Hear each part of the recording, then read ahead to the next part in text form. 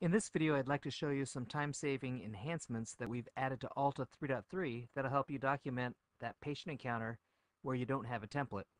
The first thing we'll do is we'll start by going to the options menu, and I'd like to show you a couple things here. The first thing is automatically convert ROS findings to HPI and merge the DX prompt with the default template.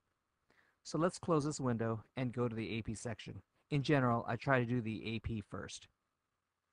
We'll see when we get to AP that we've got a split screen now with the patient's diagnoses on the left, and we have the default template list on the right.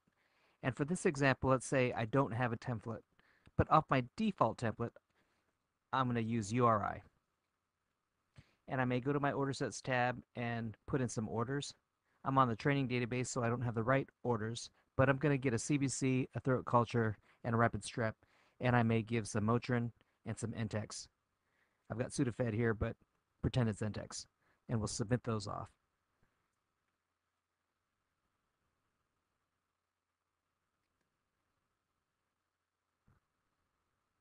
And now we'll go to the Procedures tab. We'll go ahead and add the throat culture and the rapid strep. And in other therapies, I like to add frequent fluids, hand washing, and come back to the clinic if things get worse.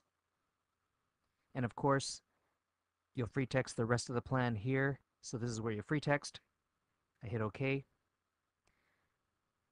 And now the assessment plan portion is done. I'm not coming back. Go to the SO section. Here the default template loads, and in this case, the scenario is that you don't have a disease-specific template. So the first thing we're going to do is hit the DX prompt button. Here you'll see that we've included the patient's problem list as well as all the diagnoses from this current encounter. And I've added upper respiratory infection already, so I could reuse that here. So select it by highlighting it, and it's set to merge with my default template, and go ahead and press OK. And I'm going to go to the ROS tab. In the ROS tab, I've placed my visit 4. In the visit 4, we're going to go ahead and type the story. The patient's here with flu-like symptoms, not taking any medications, and continue typing the whole story. Now keep in mind, I could have used my favorite AIM form right here and pulled it out. The concept is the same when you do the DX prompt.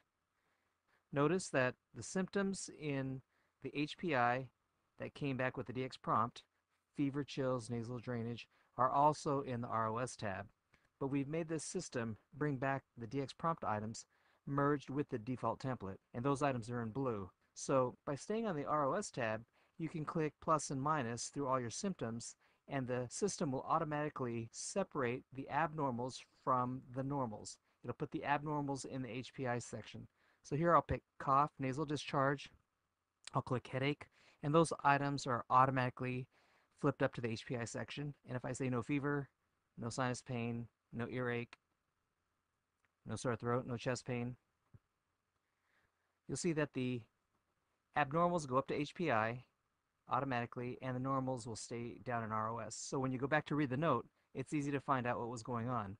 The free text is in the visit 4, the abnormals are in HPI, plus any pertinent negatives, and everything in ROS is going to be normal or negative.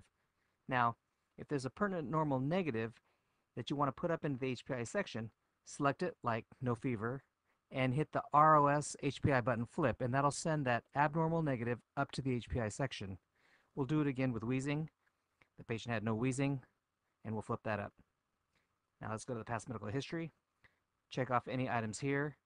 Off the default template, tobacco and alcohol use, as well as items from the DX prompt here. And in the physical exam, go through and add in what you need to. So they're alert, they're no distress. Nasal mucosa was red. TMs were normal. Tonsils were a little bit enlarged. There was no wheezing. And the heart was normal. And anything that you need a free text, click on this free text button. Go ahead and type it here in this free text block. And we'll go to disposition. Now, if you're the type of person that does the SO section first and then the AP, then let's go back to SO. So here in SO, say you're going through documenting your note, you do the DX prompt. So we'll go ahead and hit that. This window pops up, and let's say the patient's got a lateral epicondylitis. So let's put that in. Hit Find Now. It's set to merge, and those terms come up in the ROS and HPI. So go to the ROS section, click on the abnormals, they'll automatically flip, and then go to the physical exam and go ahead and put your physical in. Now, let's go to the assessment and plan module now. And what we've included here is all the DX prompt items in the list. So more than likely, if you do a DX prompt on lateral epicondylitis, you're going to use that in your note as the diagnosis. So we'll double click on that and it'll add. And of course, if this is a diagnosis that you see a lot and you want that in your default template, you could right click on it, select add a default, and it will show up on your list.